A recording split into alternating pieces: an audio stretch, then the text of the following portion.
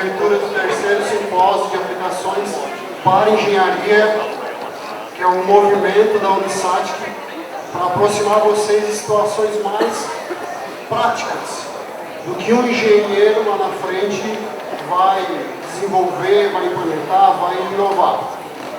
Tudo isso para que vocês tenham uma percepção clara daquilo que às vezes se vê em sala de aula, e às vezes a gente fica um pouco se questionando, né? Onde é que se aplica?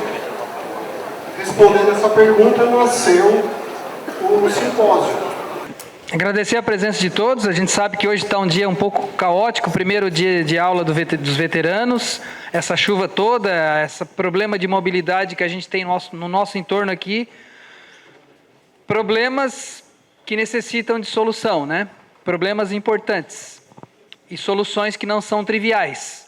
Resolver problemas importantes com soluções não triviais é o papel do engenheiro, né? Do tecnólogo também. Então, tem uma palavrinha mágica ali no título, né, Mota, do simpósio, que é aplicações. Nós temos um sonho do aluno de engenharia, ou que seja do tecnólogo que faz o cálculo 1, 2, 3, o 4 não temos mais, né?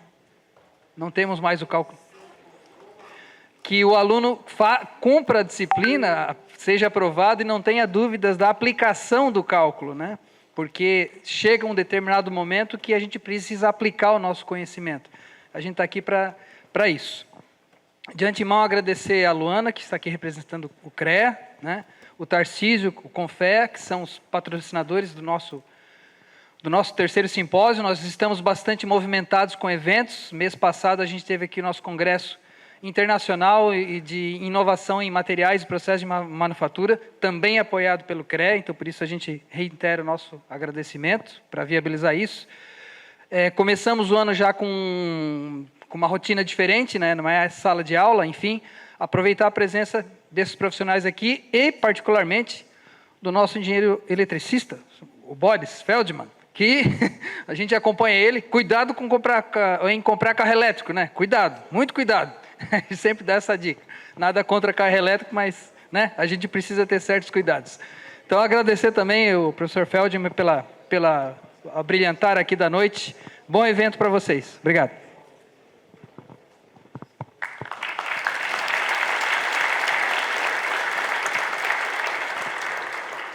Dando continuidade, vamos passar a palavra para a Luana, que representa o CREA Santa Catarina.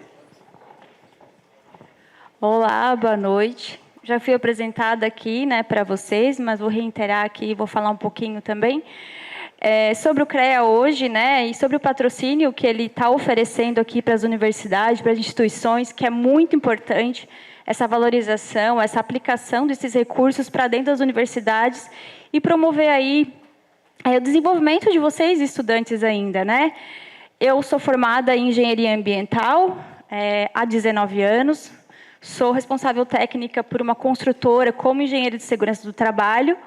E, na minha época, quando eu fiz faculdade, há mais de 20 anos atrás, a gente não tinha a oportunidade que a gente está tendo hoje de desenvolvimento dentro das universidades ainda. Então, assim, o CREA ele tem aí inúmeros projetos, né, trazendo para dentro das universidades, como o patrocínio, né, desse simpósio. Eu e o Mota já participamos de um evento onde a gente desenvolveu um programa onde a gente ganhou até um prêmio, né, de desenvolvimento tal, para trazer de carros elétricos, professor. Tá? E foi bem legal. A gente tem agora, nos últimos meses, né, vários eventos. Teve o CREA Summit, que foi o maior encontro de Santa Catarina, dos engenheiros, agrônomos, geocientistas. E além de todas as ferramentas que o CREA tem, e que nós, digo eu, lá num passado não tão distante, gostava muito de criticar. Está participando de eventos como esse. São frutos... Gostava muito de criticar e não ia buscar as ferramentas e as oportunidades que o CREA tinha. Vocês sabem que hoje a gente disponibiliza no site do CREA normas da NBR de graça? Vocês sabem disso?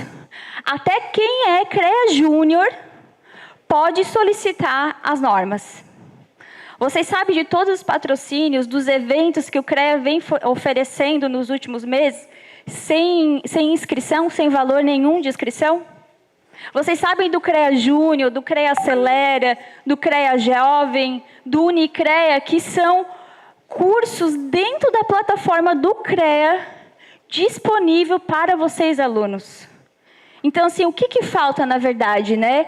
É a gente fazer esse movimento de procurar o que o CREA tem a nos oferecer. E quando se fala de simpósio de aplicação para engenharia, quando a gente sai da faculdade, a gente pensa assim, e agora eu vou fazer o quê? Para onde eu vou? Então, quando a gente tem essa oportunidade de entender onde eu posso aplicar aquilo que eu estou estudando, é de uma grande valia, e a gente não tem, nem imagina o quanto nós, engenheiros, somos colocados dentro do mercado. Eu digo para vocês que hoje eu não sei fazer mais cálculo. Hoje, eu tenho gestão. Então, eu sou psicóloga, administradora, gestora, tudo menos os cálculos. Mas por quê? Porque eu fui para esse segmento. Mas não quer dizer que vocês todos serão assim.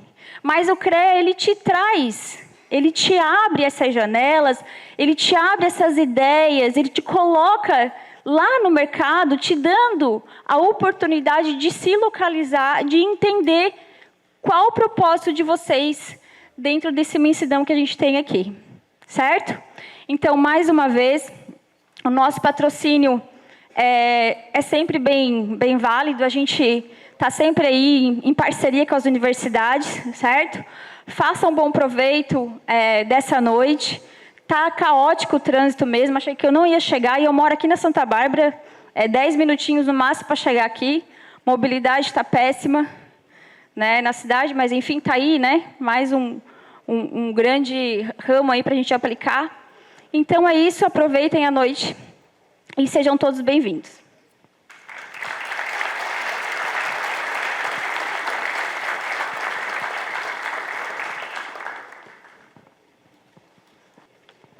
Agora a gente vai passar o recado do presidente do CONFEA, que é um órgão que fica em Brasília. Você que está participando de eventos como esse, são frutos de parceria do CONFEA, com os CREAs, com as nossas entidades ao redor de todo o país. Primeiro, seja muito bem-vindo. Saiba que essas iniciativas são prioridade dessa gestão. Levar conhecimento profissional, desenvolvimento, conexões e network é uma das nossas funções também. Espero que aproveitem, acompanhem nas nossas redes sociais tudo o que está acontecendo e nos cobrem para levar o que vocês precisam. Cobre os presidentes de CREA, cobre os nossos gestores. A gente está aqui para atender vocês. Grande abraço. Reciclar seu lixo constrói um novo futuro. Reforçar modelos de mobilidade constrói um novo futuro. Fazer da tecnologia ferramenta constrói um novo futuro. Se capacitar para o novo constrói o seu futuro.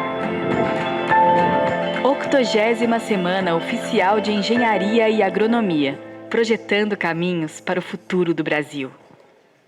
Pessoal, então, quanto representantes de classe, nós temos no estado o CREA, Santa Catarina, e a nível nacional a gente tem o CONFEA, que representa todas as classes na área da engenharia, que busca promover a valorização e o fortalecimento da carreira. Agora, sem mais delongas, a gente vai passar a palavra para o senhor Boris, para que ele fale um pouquinho dos desafios que a gente vai enfrentar com relação a carros elétricos.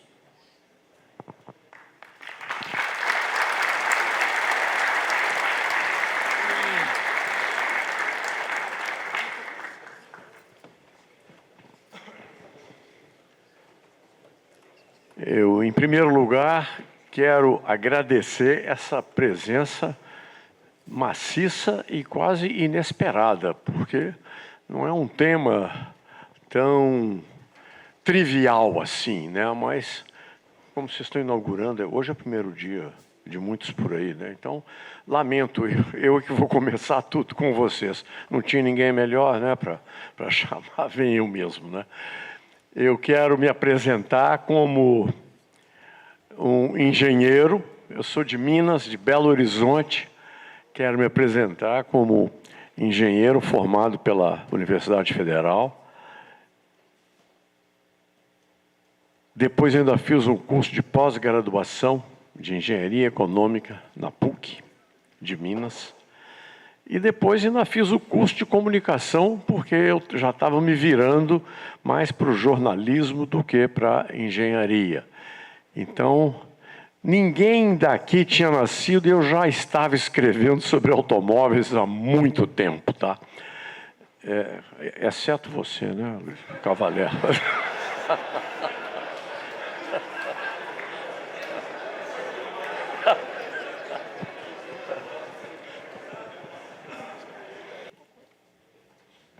Quando a gente fala de mobilidade elétrica, é um assunto que desperta vários olhares, né, e várias indagações.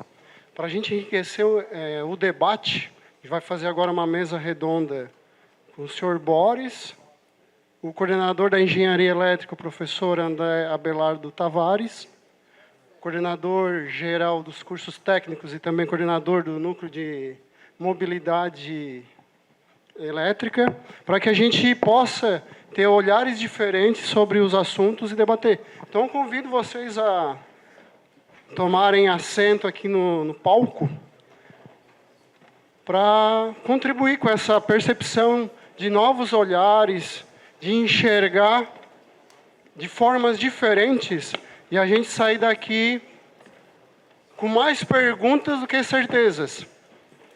Porque, afinal, uma boa parcela aqui não passou dos 25. E como é que vai ser os próximos 50 anos de vocês? Teremos um veículo elétrico autônomo que voa? Para onde vai o caminho? Então a dinâmica vai funcionar o seguinte. Vamos começar com uma pergunta lá do cara da engenharia mecânica e cada um direciona a pergunta para um dos membros lá em cima. Boa noite, senhores. A minha pergunta vai para o jornalista Boris, porque é a pergunta de jornalismo agora. É que assim, tu falou referente à parte da pegada de carbono, da parte de poluição do carro elétrico. Mas, se eu não me engano, tu tem um vídeo no teu canal sobre a pegada de carbono desde a parte de fabricação. E é uma coisa bem em detalhe, assim, é bem resumido. Eu queria saber o que as montadoras, as fábricas estão falando desse sistema, dessa pegada de carbono, que é desde lá da mineração dos minérios, parte de plástico, aquela coisa toda, como é que está sendo divulgada essa parte dessa pegada de carbono para o carro elétrico. Você agora complicou mais ainda a vida do carro elétrico. Se era o que você queria. O pessoal chama isso de from well to wheel. Quer dizer, do poço até a roda. E, aliás, já estão até o túmulo, já estão aumentando isso. Quanto mais você faz isso, tanto pior para o carro elétrico. Para você deslocar 1 tonelada de terra para tirar lítio para fazer uma bateria, você vai movimentar milhões de litros de diesel, vai poluir, vai aprontar. Os números ainda estão variando muito, porque os sistemas, os métodos para se construir uma bateria e um carro elétrico estão em constante aperfeiçoamento, desenvolvimento, e o que o pessoal está mais olhando é isso, é o meio ambiente. Então, se o pessoal está olhando isso, é possível que esse da fonte ao túmulo vai ainda complicar mais ainda a vida do carro elétrico se não houvesse aperfeiçoamentos, que estão havendo.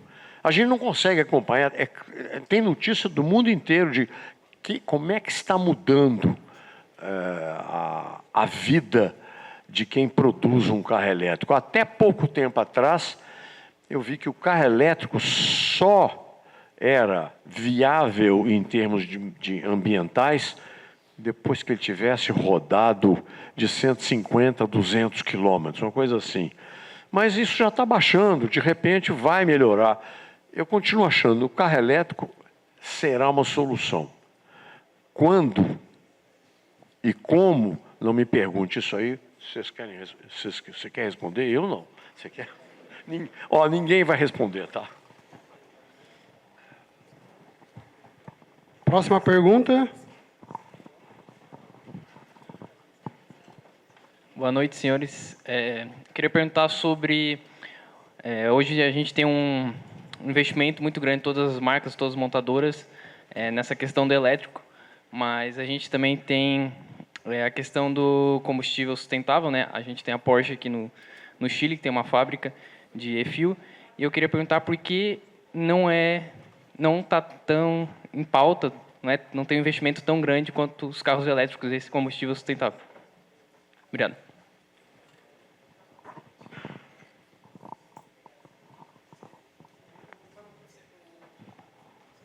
Não foi muito claro a sua pergunta.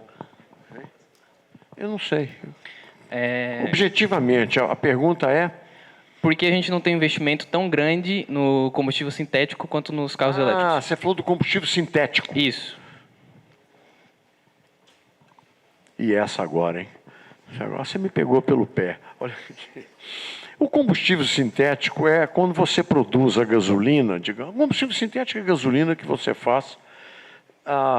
Já tem algumas empresas fazendo isso no Chile, porque lá tem muito vento. O vento propicia a energia eólica. Então você produz o hidrogênio com energia eólica, sem poluição, sem nada. Esse hidrogênio você vai usar para produzir a gasolina. Isso é um projeto conjunto da Porsche com uma dessas companhias de petróleo, já não sei mais quem. Mas, enfim, você produz uma gasolina sintética, um combustível sintético sem poluição, porque a base da energia é eólica. Pode ser fotovoltaica ou eólica, tá? Bom, acontece que já existe, já vão fazer corridas da Porsche Cup com essa gasolina sintética que você falou, e combustível sintético. Mas você tem ideia de quanto custa isso? É melhor nem ter. Porque isso, por enquanto, inviabiliza qualquer possibilidade de você ter uma gasolina que é sintética, que não polui. Isso aí é tudo que a gente sonha na vida, é uma gasolina que não polui. E você tem razão, já existe. Agora, o custo dela é gigantesco. Aproveitando o gancho que a gente está falando de mobilidade, e direcionando a pergunta para o André, quais são os desafios que a gente vai enfrentar para que a mobilidade elétrica se torne algo comum? O Boris comentou que, tudo bem, vamos ter nos condomínios. Aí daqui a pouco aquele transformador de 250 kV já não suporta o condomínio. E como é que é esse desafio e qual é a perspectiva dele? Então, boa noite, pessoal. O Boris foi bem pontual, né? A gente tem aí várias dúvidas ainda a respeito da mobilidade elétrica no planeta. Um dos problemas maiores, né, é a questão de infraestrutura, que a gente tem não só a infraestrutura de eletropostos, né, mas a infraestrutura da rede elétrica para que possa suportar os carregamentos, né, que vão ter aí dos veículos, tanto nas casas como, por exemplo, né, eu participei de um evento recentemente, lá em São Paulo, Latam Mobility, e um dos maiores problemas que tem, por exemplo, em São Paulo, né, tem uma frota lá de veículos elétricos, de ônibus elétricos, né, é o carregamento desses ônibus, né, tu liberar a rede elétrica para justamente carregar esses ônibus durante a noite, porque os ônibus geralmente estão circulando durante o dia, e à noite como é que a gente faz para carregar esses ônibus elétricos, né? Então já existem iniciativas, né, das próprias distribuidoras, das montadoras também, para sanear esses problemas, né? Então a gente está aqui num evento que é um simpósio de engenharia. Isso é um problema bom para nós, né? A gente precisa de profissionais para estar pensando em soluções para infraestrutura elétrica, para carregamento, né, para fazer com que esse sistema seja viável, né? Como já foi falado aqui pelo Boris, é um caminho sem volta. né? A gente vai ter, isso já está acontecendo, né? E é necessário que a gente minimize esses problemas aí na rede. Então, uma forma de fazer isso é tu trabalhar com, chama-se carregamento inteligente, né? Tu ter momentos onde tu não vai carregar todos os ônibus ao mesmo tempo, né? Tu pode distribuir, de repente, uma frota numa região da cidade onde tu tem uma rede mais adequada para receber aqueles carregadores, né? Então, seria uma solução inicial para reduzir isso, né? Tu não vai colocar tudo num ponto só, tá? Então, isso é uma solução relativamente simples e para uma distribuidora de energia isso é algo extremamente importante, né? O investimento vai ser menor. Na parte, né, de tecnologias, né, a questão das baterias ainda né, é uma incógnita, né? A gente tem hoje a questão do lítio, que é mais utilizada nos carros, mas a gente sabe que um dos maiores problemas do lítio não é nem o material.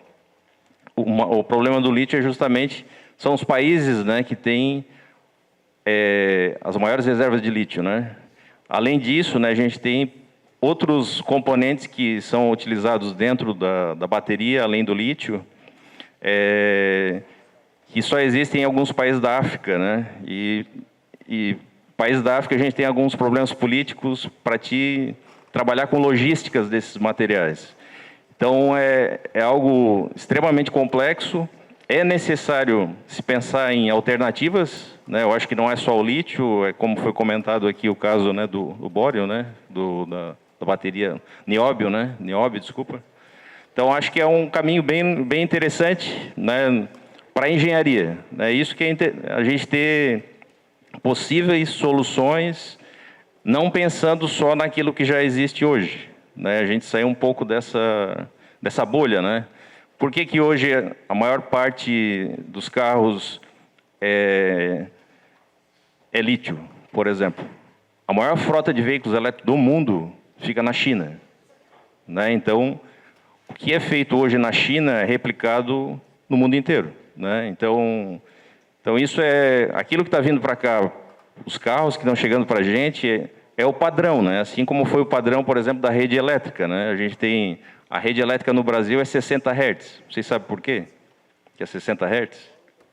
Foi uma questão de fabricantes. Os fabricantes que chegaram no Brasil com os geradores, estabeleceu-se uma rede de 60 Hz. Mas se for, por exemplo, para a Argentina, para o Paraguai, por exemplo, é 50 Hz.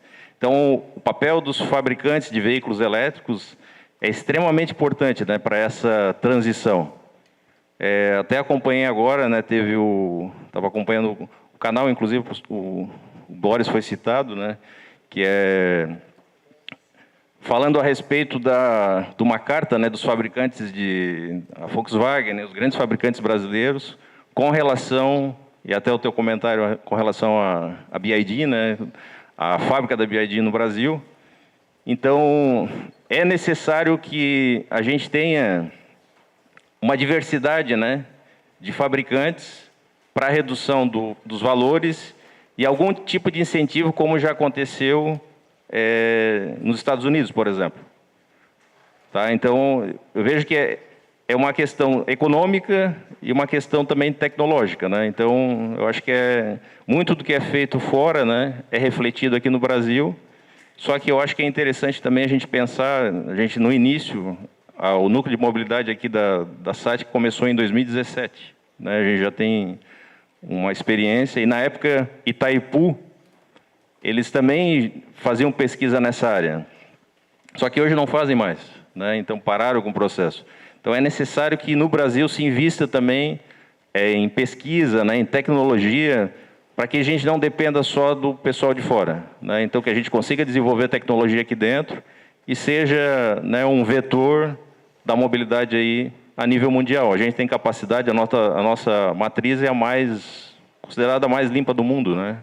Então a gente não pega energia de outros países dizendo que a gente é limpo. Não, o Brasil é uma matriz limpa, né? E a gente poderia utilizar isso para veículos elétricos, tá? Então acho que esse seria o ponto aí para a gente pensar.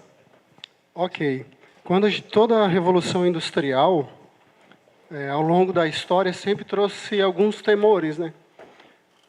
A primeira revolução, a segunda, a terceira, sempre houve aquele temor assim, a máquina vai nos substituir.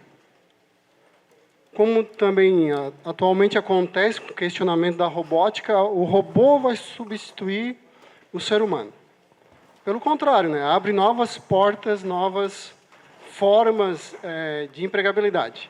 Aí a pergunta vai para o Adelor, qual é o desafio do setor pós-venda, vamos chamar assim, da parte de manutenção, e como a SATIC está se posicionando e preparando os acadêmicos para essa jornada, que é um desafio também. Obrigado pela pergunta, Mota. Primeiramente, cumprimentar o Boris, né, uma satisfação. Ouvir aquilo que tem para passar para a gente aí, eu acho que é bem importante. Sobre a questão de mobilidade elétrica, a gente ouviu o André, o Boris, né, os dois engenheiros eletricistas. Não vou ser eu como engenheiro mecânico, vou defender o carro elétrico, mas vamos lá. A questão da mobilidade elétrica, eu acredito nela como uma questão realmente de desenvolvimento, porque ela está muito mais próximo, né, da questão do carro autônomo, da questão da automação da mobilidade. Então, tudo isso, para mim, faz bastante sentido. Eu coordeno o Núcleo Inovatis, então, desde 2020, e ali a gente vem desenvolvendo bastante a questão da academia, que eu acho que é um momento importante. Eu não acredito que eu, com 40 anos, talvez vai estar nas minhas mãos essa mudança que está relacionada à mobilidade elétrica, mas acredito que está na mão de vocês. Então, como estudantes, estão desenvolvendo isso. A gente teve recentemente, voltando à pergunta que o Malta fez, um problema da cidade em si. Então, a cidade em si, o poder público adquiriu uma quantidade X de carros elétricos e se teve um problema justamente relacionado à parte de manutenção desses veículos, né? Então, várias montadoras, elas hoje já têm essa necessidade de ter a mão de obra qualificada. Em 2017, uma das ideias também do Núcleo Inovatis, lá quando formado, era justamente trazer essa formação para os alunos, que vão desde o nível técnico. Na verdade, as criancinhas lá do infantil já visitam o Núcleo Inovatis para fazer experiências voltadas à mobilidade elétrica. E isso vai se estendendo até os cursos técnicos, né? Hoje, o aluno da manutenção automotiva, que até então trabalhava lá com 12, 24 volts, hoje já sai, muitos deles, já com curso de NR10 para atuar na parte de mobilidade elétrica. Então, acredito que realmente é uma necessidade. E quem tiver o interesse pela área da mobilidade elétrica, acredito que é um futuro, sim, promissor, porque apesar de a gente estar trabalhando com mobilidade elétrica, a gente continua tendo veículo, continua tendo os problemas que ocorrem muitas vezes, e às vezes esses defeitos acabam ficando até mais complexos de serem resolvidos, assim como foi o advento da injeção eletrônica e todo o processo. Então, acredito sim nesse mercado, e acredito que seja um mercado promissor, tanto para quem atua na área técnica, como também na parte de desenvolvimento de engenharia.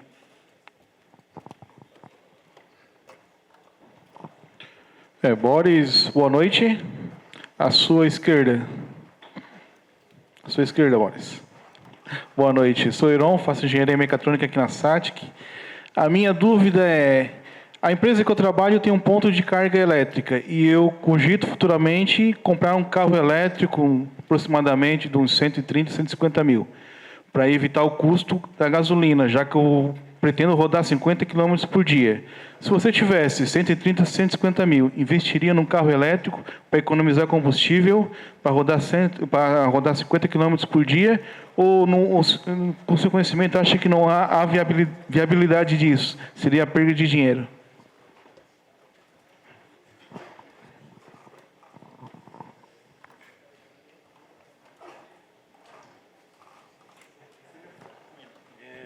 Esse daí me apertou, esse sem abraçar, né?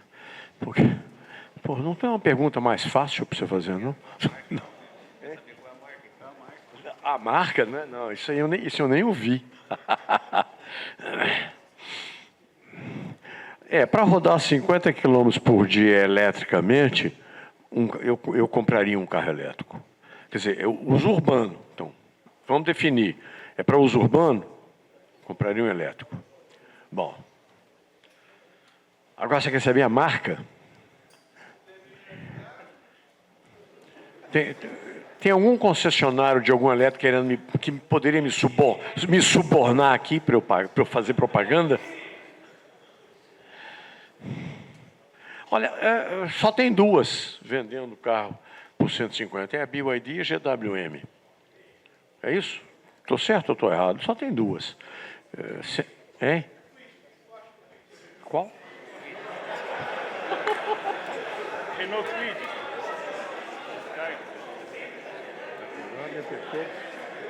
Em vez de ele me ajudar, ele só me atrapalha.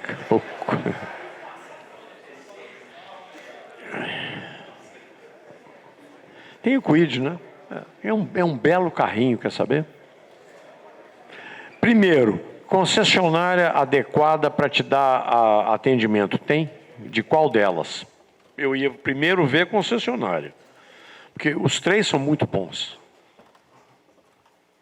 E qual concessionária? Tem, você mora aqui e tem concessionário das três? Então compra o Kwid.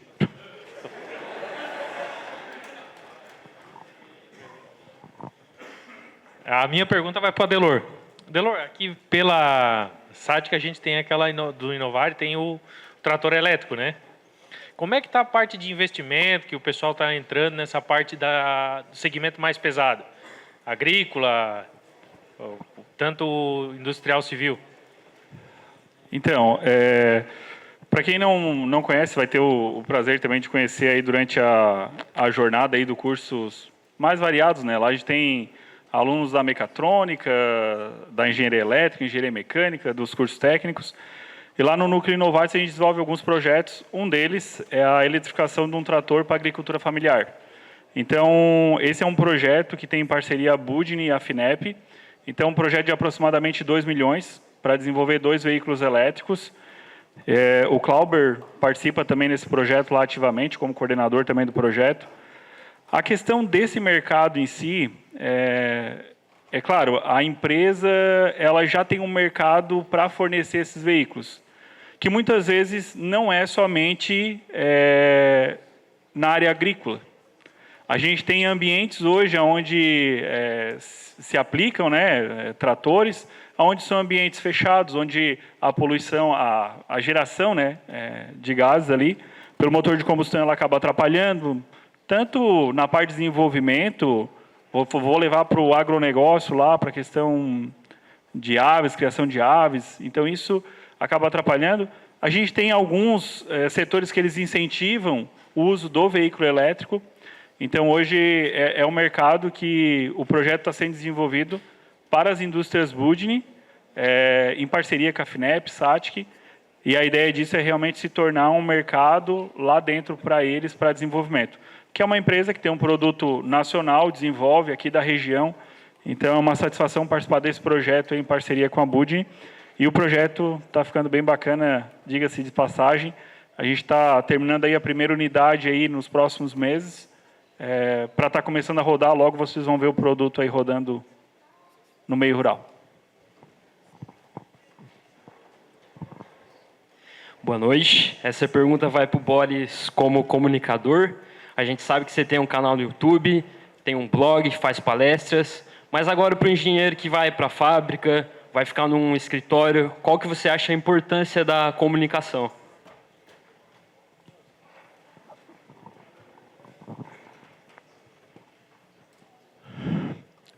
Eles agora tiraram a noite para me apertar, né? Sem me abraçar. A importância da comunicação. Gente, você perguntou sabendo qual que é a minha resposta, né? Lógico, né? Porque se eu deixei a engenharia para ser comunicador, eu acho que a comunicação é o que move o mundo hoje. Pensa, 50 anos atrás, com os aparatos que nós tínhamos para comunicar, para contar, para fazer, para acontecer. Quando acontecia alguma coisa na Ucrânia, ia demorar uma semana para chegar aqui essa notícia. Hoje você sabe, on the spot, dizem os americanos, na hora. Você hoje tem consciência do que acontece no mundo, você sabe se posicionar em relação a tudo o que acontece no mundo, graças à comunicação e à evolução gigantesca que ela teve nos últimos anos. Eu até 10 anos atrás, eu era editor de um caderno de veículos do jornal mais importante de Minas Gerais. Ele rodava com 150 mil exemplares até. Hoje, eu já larguei há 10 anos, me investi no digital, no eletrônico. De 150 mil, hoje ele não tem 10 mil. Isso que aconteceu com a comunicação, um avanço gigantesco, que traz problemas. Porque do mesmo jeito que eu estou no digital, no eletrônico, mas eu tenho uma ligeira noção do que eu falo.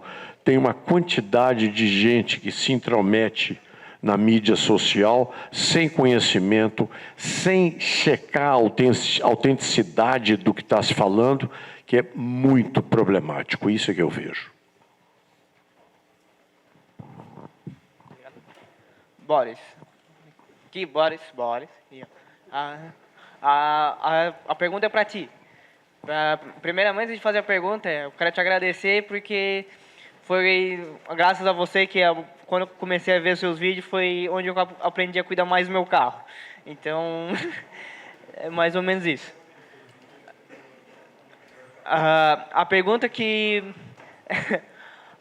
eu quero fazer é que assim, eu vi boatos dizendo que, vamos dizer assim, que estão desenvolvendo um combustível, vamos dizer assim, sustentável, e com esse combustível eles vão acabar beneficiando componentes mecânicos de carros mais antigos, né?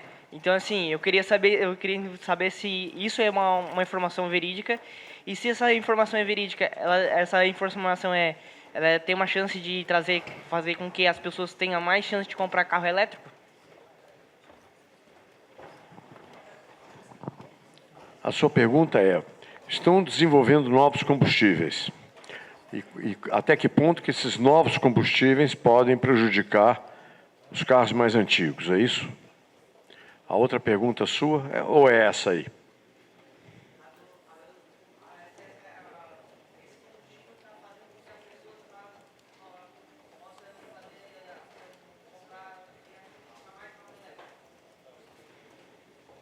Você entendeu? Não.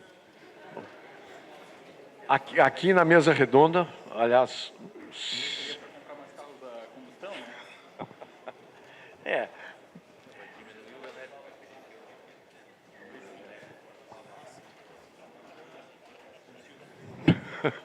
o combustível sustentável, eu queria que você me explicasse. Eu não sei o que é combustível sustentável.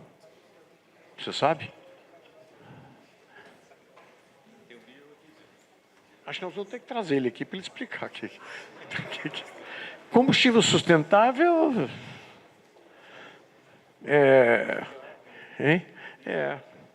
olha, para mim, combustível sustentável é o vinho que eu tomo.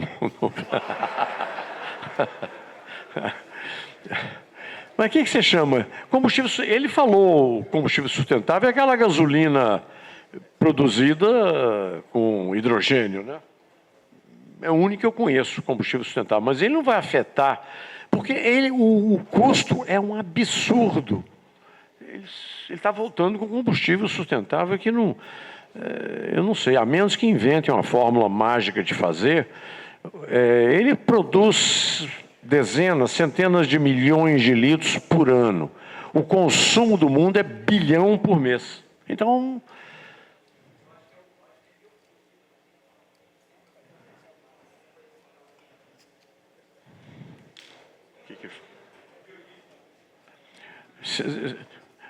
Você falou biodiesel?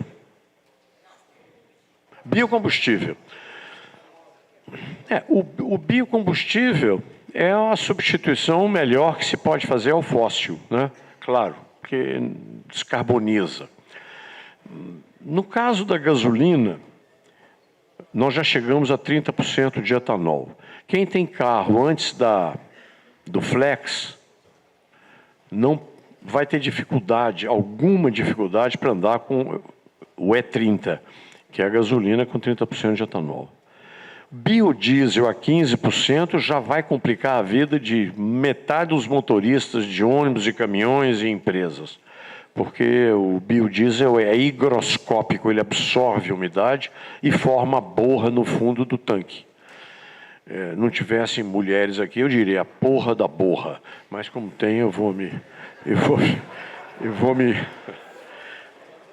Então, o biocombustível, o biometano, por exemplo, são excelentes soluções, mas o problema é o volume. O biocombustível, o etanol no Brasil faz sentido que nós temos a terra agricultável, a área agricultável do Brasil é um negócio gigantesco. Mas vai na Itália. Se você toda a área agricultável da Itália já fizeram essa conta, vão produzir cana ou milho e vão fazer etanol. Dá 2 a 3% do consumo deles. Nada. Então, você está pensando em termos de Brasil, você está certo. Se você estiver pensando em termos mundiais, não, por enquanto não funciona. Ok, vamos nos dirigir.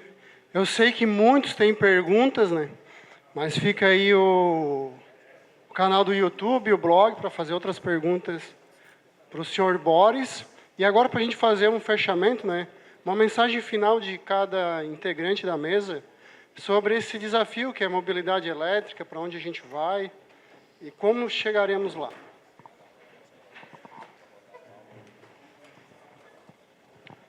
Então, pessoal, gostaria de agradecer o convite, né, pela participação com o Boris, o Adelor aqui também. Não conhecia pessoalmente, também acompanho ali no canal, né? E é um evento muito importante, né? A gente discutir a questão da mobilidade aí num simpósio de engenharia, né? Então, a gente tem diversas áreas da engenharia aqui, engenharia elétrica, engenharia mecânica, mecatrônica, né? Então, a gente enxerga que existem várias possibilidades, né, que vocês vão ter aí ao longo do caminho, né? Boa parte aqui estão ingressando na graduação, alguns já estão mais avançados aí no curso. Então, é uma área que tem muitas oportunidades, independente do curso da engenharia que vocês escolheram, né?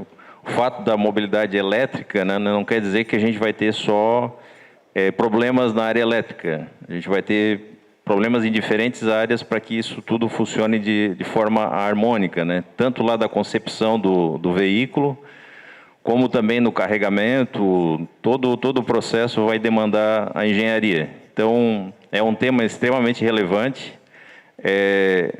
Como sugestão, né, fiquem atentos, né, a essas mudanças de mercado. Às vezes a gente enxerga só, eu vou trabalhar só numa área, numa indústria local. Não, as coisas vão mudando ao longo do tempo, né? E vocês, de repente, podem, no futuro, estar abrindo uma empresa que trabalhe diretamente com a parte de mobilidade, né? Então, como palavra final, né? Então, fiquem atentos, né? Aproveitem as oportunidades que vocês vão ter ao longo do caminho aí na área da mobilidade. E esperamos aí que vocês consigam, ao longo desse caminho, aprender bastante aqui dentro também, que é o que a gente quer, né? A gente tem um núcleo, o Inovatis, ali justamente para dar suporte a isso, para que vocês consigam se formar já com diferencial, né? É o único local aqui no sul, né, que a gente tem de Santa Catarina, que a gente vem investindo, a SAT que vem investindo isso aí já desde 2017. Tá? Então, a gente aposta que isso realmente vai acontecer, né? Assim como o Boris comentou, é algo de futuro, mas eu vejo como um futuro não tão distante, né? A gente já está vivenciando isso.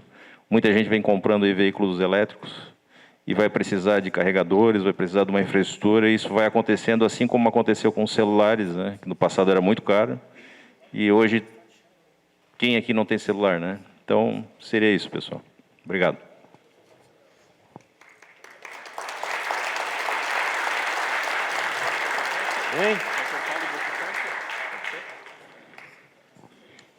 Boa noite. Obrigado pelo convite, por estar aqui participando. Parabéns aos organizadores do evento. É extremamente importante. Eu acho que foi muito válido a discussão aqui e receber o Boris é uma satisfação imensa. Sobre a mobilidade elétrica, o que eu digo assim é para que vocês aproveitem a jornada de vocês como estudantes de engenharia, alunos do curso técnico também que estão presentes na palestra, porque com certeza vão surgir oportunidades para vocês aí, né, ao longo e após essa jornada de vocês aqui de estudo. Todos os dias, se a gente pegar, tem novidades sobre a mobilidade elétrica. A gente que está ali, né, no Núcleo Inovatis, a gente, não vou falar diariamente, mas semanalmente a gente recebe pessoas querendo desenvolver projetos, então isso vai de encontro a várias frentes, que não é simplesmente o veículo elétrico. Existem questões relacionadas à reciclagem de bateria, desenvolvimento de motor, desenvolvimento da parte de segurança para veículos elétricos. Nesse processo, então, vem toda uma cadeia junto. Então, mensagem que eu deixo, aproveitem a jornada de vocês, aproveitem as oportunidades, que com certeza é um mercado que, para quem tem essa visão de atuar, de participar dele, vai gerar boas oportunidades, assim como já foi o caso de alguns alunos nossos, né, formados na instituição, que hoje atuam diretamente na mobilidade elétrica. Então, isso para nós é o que mais vale, é o que mais traz retorno. O aluno que está aqui cursando, pega aprendizados aqui dentro, também junto ao mercado e depois consegue levar isso para ajudar esse desenvolvimento. Estamos um pouco longe ainda, né, do ideal quanto à mobilidade elétrica, mas é uma caminhada que eu acredito que com o desenvolvimento tecnológico a gente vai conseguir alcançar.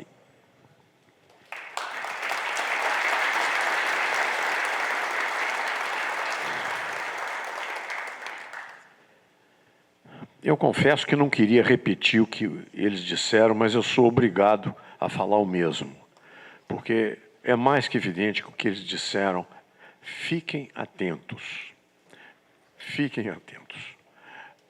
Quem está cursando engenharia tem que ficar atento a essa rapidez da evolução tecnológica que às vezes escapa, flui entre os dedos. A gente não percebe os avanços tecnológicos tão rápidos, eles acontecem. Então, eu acho que quem está cursando engenharia tem que ficar atento às oportunidades, à evolução, a tudo que acontece no seu setor. Fora isso, eu quero realmente agradecer de coração essa presença de gente tão bacana como vocês, que, aliás, não podia ser diferente, porque o SATIC eu não conhecia e fiquei impressionado. Depois da gentileza do professor Cavaler de ter a coragem de me convidar para vir aqui falar, sabendo que eu poderia desagradar alguém, mas acho que não. Fui muito surpreso. Vocês têm uma oportunidade. Eu sou engenheiro, eu conheço escolas de engenharia, eu sei como funciona mais ou menos isso e eu fiquei encantado com o que eu vi aqui hoje. É uma chance, uma oportunidade enorme que vocês têm. Vocês estão fazendo um curso numa universidade, numa faculdade de extrema capacidade e preocupação com o aluno. Isso foi o que eu percebi. Muito obrigado a todos vocês.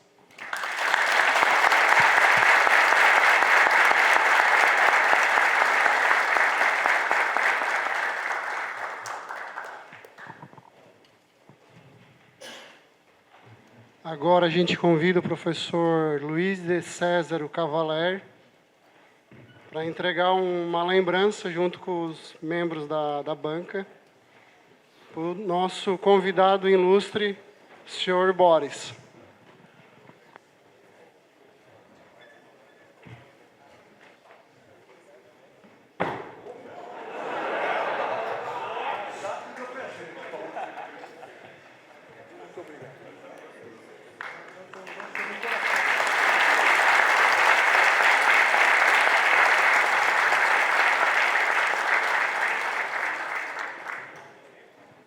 Pessoal, eu queria falar um pouquinho. Eu convidei o Sr. Boris aqui para vir dar essa palestra. Eu vi ele no YouTube e eu também acompanhava as suas lives, assim. Até falei do senhor da última, da Taos lá, que eu gostei, vi.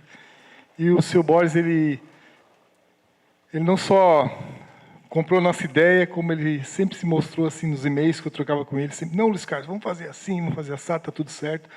não teve nenhum impeditivo, não teve nenhuma frescura, né? Almoçamos junto hoje, tomamos café no centro de convivência, de agora levar ele para jantar. Então, uma pessoa de bom grado, uma pessoa boa e que influenciou essas gerações todas de futuros engenheiros, né? Acho que é bacana também nós temos aqui uma plateia que vai ser o futuro do Brasil na engenharia. Parte do futuro, porque muitas escolas também estão fazendo esse trabalho, e nós estamos fazendo a nossa parte.